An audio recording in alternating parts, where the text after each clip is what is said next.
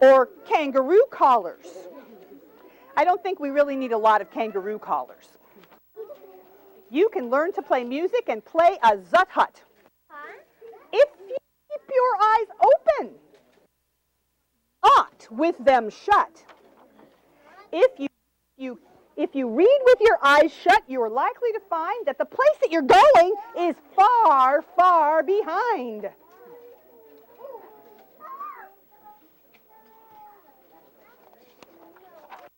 So that's what I tell you. Keep your eyes wide. Keep them open, at least on one side.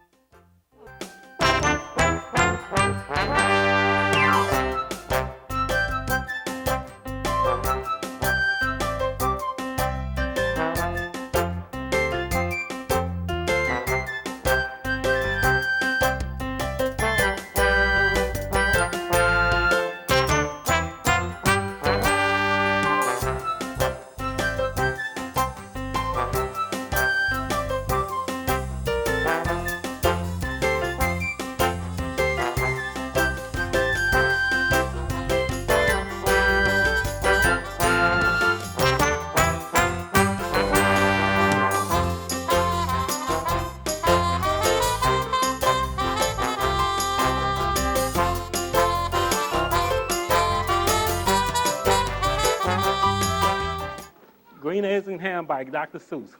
Sam, I am. Do you like green eggs and ham? Who likes green eggs and ham? Me. You like green eggs and ham? I don't like green eggs and ham. I am Sam. Would you like them in a house? Would you like them in a box? Would you like them in here?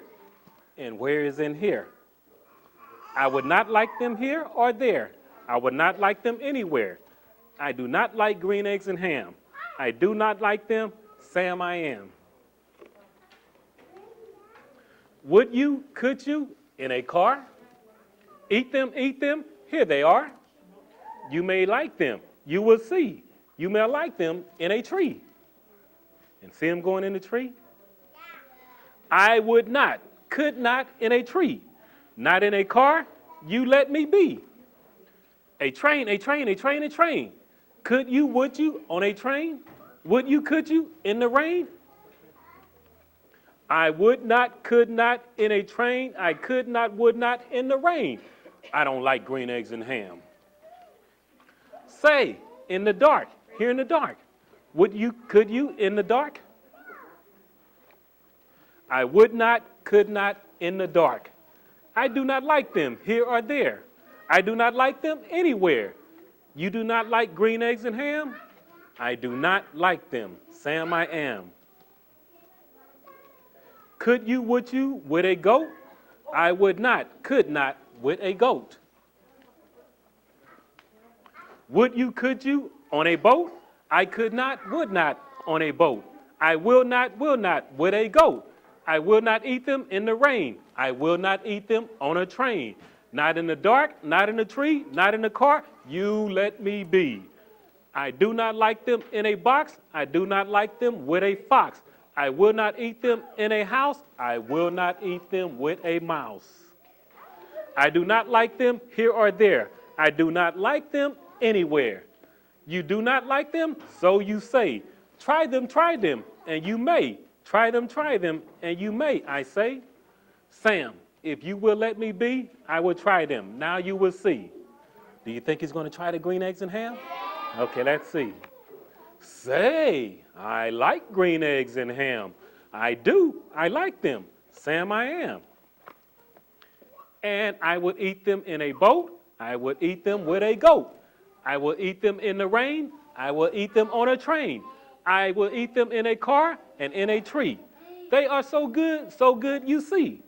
So I will eat them in a box, and I will eat them with a fox. I will eat them in a house, and I will eat them with a mouse. And I will eat them here and there. Say, I will eat them anywhere. I do so like green eggs and ham. Thank you, Sam, I am. Dr. Seuss was born in Springfield, Massachusetts on March 24, 1904. It will be celebrated all over the world. Dr. Seuss's first book was published in 1937 called And to Think I Saw It on Mulberry Street. It was rejected 27 times before being published by Vanguard Press. He wrote under the name Dr. Seuss, which was his middle name. His name was Theodore Seuss Jezel. In 1956, he became a real doctor when he was given an honorary doctorate degree by Dartmouth College. He was also awarded 5 more from various colleges and universities throughout the years. Before writing children's books, he did cartoons and magazines for magazines and newspapers. During World War II, he did political-themed cartoons for the Army and various newspapers. He received Oscars in 1947 and 1951. For his television shows, he has received several Emmys and Peabody Awards, and his numerous books have won many writing awards. Some of his books made into big-budget movies include The Grinch Who Stole Christmas, starring Jim Carrey, and A Cat in a Hat, starring Mike Myers. Dr. Seuss's images have been seen on thousands of different types of merchandise. And now, for a special Dr. Seuss birthday treat, Paul Rogers will read And to Think I Saw It on Mulberry Street, which is Dr. Seuss's first book, published in 1937. When I leave home to walk to school, Dad always says to me, "Marco, keep your eyelids up and see what you can see." But when I tell him where I've been and what I think I've seen, he looks at me and sternly says, "Your eyesight's much too keen. Stop telling such outlandish tales, stop turning minnows into whales. Now what can I say when I get home today?" All the long way to school and all the way back, I've looked and I've kept careful track. But all that I've noticed, except my own feet, was a horse and a wagon on Mulberry Street. That's nothing to tell of. That won't do, of course. Just a broken down wagon that's drawn by a horse. That can't be my story. That's only a start. I'll say that a zebra was pulling that cart. And that is a story that no one can beat when I say I saw it on Mulberry Street. Yes, the zebra is fine, but I think it's a shame, such a marvelous beast with a cart that's so tame. The story would really be better to hear if the driver I saw were a charioteer, a golden blue chariot's nothing to meet. A golden blue chariot's something to meet, rumbling like thunder down Mulberry Street. No, it won't do at all. A zebra's too small. A reindeer is better. He's fast and he's fleet. And he'd look mighty smart on old Mulberry Street. Hold on a minute, there's something wrong. A reindeer hates the way it feels to pull a thing that runs on wheels. He'd be much happier instead if he could pull a fancy sled. A reindeer and a sled. Say everyone could think of that. Jack or Fred or Joe or Nat. Say even Jane could think of that. But it isn't too late to make one little change. A sleigh and an elephant, that's something strange. I'll pick one with plenty of power and size, a blue one with plenty of fun in his eyes, and then just to give him a little more tone, have a Raja with rubies perched high on a throne. Say that makes a story that no one can beat when I say I saw it on Mulberry Street. But now I don't know, it still doesn't seem right. An elephant pulling a thing that's so light would whip it around in the air like a kite, but he'd look simply grand with a great big brass band. A band that's so good should have someone to hear it, but it's going so fast that it's hard to keep near it. I'd put on a trailer, I know they won't mind, if a man sits and listens, while hitched on behind. But now is that fair? Is it fair what I've done? I'll bet those wagons weigh more than a ton. That's really too heavy, a load for one beast. I'll give him some helpers. He needs 2, at least. But now, what worries me is this. Mulberry Street runs into bliss. Unless there's something I can fix up, there'll be an awful traffic mix-up. It takes police to do the trick, to guide them through where traffic's thick.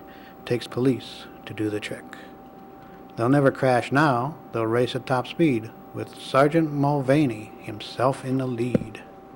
The mayor is there, and he thinks it is grand, and he raises his hat as they dash by the stand. The mayor is there, and the aldermen too, all waving big banners of red, white, and blue. And that is the story that no one can beat when I say I saw it on Mulberry Street. With a roar of its motor, an airplane appears and dumps out confetti while everyone cheers. And that makes a story that's really not bad, but it still could be better. Suppose that I add Chinese man who eats with sticks, a big magician doing tricks, a 10-foot beard that needs a comb. No time for more, I'm almost home. I swung around the corner and dashed through the gate. I ran up the steps and I felt simply great. For I had a story that no one could beat, and to think I saw it all on Mulberry Street. But Dad said calmly, just draw up your stool. Tell me the sights on the way home from school. There was so much to tell, I just couldn't begin. Dad looked at me sharply, pulled at his thin chin. He frowned at me sternly from there in his seat. Was there nothing to look at? No people to greet? Did nothing excite you or make your heart beat? Nothing, I said, growing red as a beet, but a plain horse and wagon on Mulberry Street.